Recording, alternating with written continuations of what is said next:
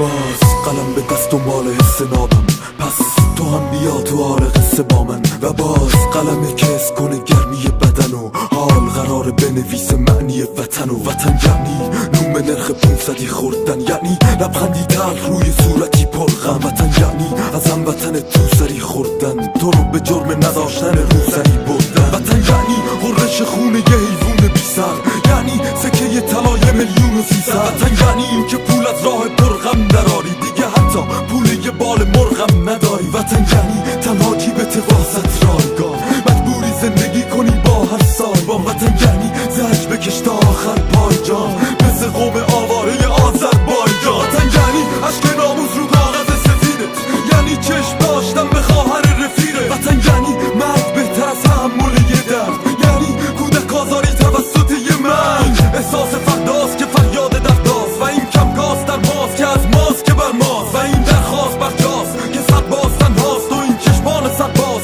به مردان و زنهاست. من به حرف زور و ناخبا نمیدم، من تو سختی ها به راحت وا نمیرم.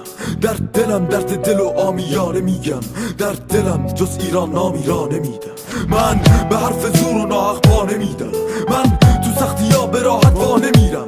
در دلم درد دل و آمیانه میگم، در دلم جز ایران نامی را نمیدم.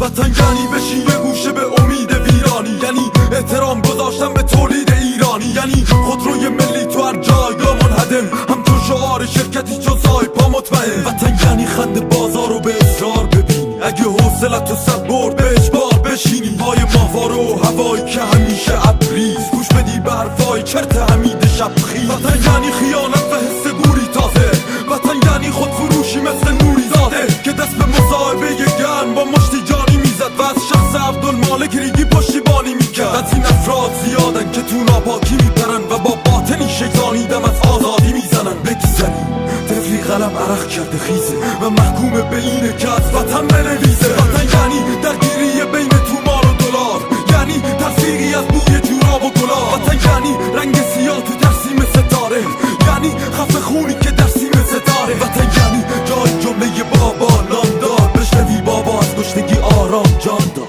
او آرام جان داد و عامل درد شد، و شاید روزی بشنوی که حامد فرد بود. من به حرف زور و ناخبا نمیدم، من تو سختی ها به راحت وا نمیرم. در دلم درد دل و آمیانه میگم، در دلم جز ایران نامی را نمیدم. من به حرف زور و ناخبا نمیدم، من تو سختی ها به راحت وا نمیرم. در دلم درد دل و آمیانه میگم، در دلم جز ایران نامی را نمیدم.